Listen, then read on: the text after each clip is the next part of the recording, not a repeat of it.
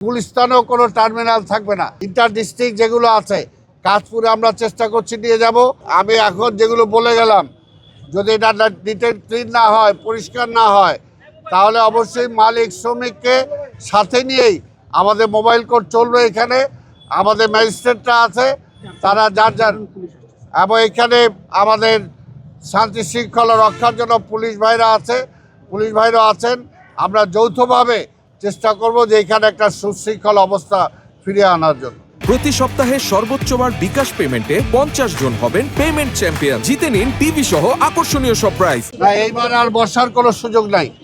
এইবার আমরা টার্মিনালটা পরিষ্কার করতে চাই। আর আপনারা জানেন যে এটা এর পরবর্তী পর্যায়ে এটা কিন্তু শুধু সিটি টার্মিনাল হবে।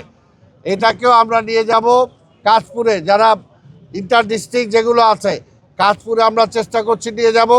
আর একটা যেটা হলো গুলিস্তানেও কোনো টার্মিনাল থাকবে না, সেটাও আমরা নদীর ওই পারে নিয়ে যাচ্ছি। সেটাও দেখবেন 3-4 মাসের মধ্যে টোটাল একটা শৃঙ্খলা চলে আসবে ইনশাল্লাহ। মাননীয় প্রধানমন্ত্রী আমাদেরকে সময় বেঁধে দিয়েছেন, এই 3-4 মাসের মধ্যে টোটাল পরিবহন ব্যবস্থায় একটা শৃঙ্খলা ফিরে আনতে হবে। এটার জন্য মালিক শ্রমিকদের সাথে আমরা বসেছি, প্রয়োজনে আবার বসবো। এবং বিশেষ করে আমি অনুরোধ করব, এসি বাসের যারা মালিক যারা আছেন ওনাদেরকে আমি কথা বলেছি, আবার দরকার হলে কথা বলবো। ওনাদের জায়গা নির্ধারণ করে দিয়েছে। তারপর যদি ওনারা কথা বলতে চান, আরও কোনো বিষয় থাকে, সেগুলো তাদের সাথে আমি আলাপ করে সেগুলো যত দ্রুত সমাধান করার জন্য চেষ্টা করব।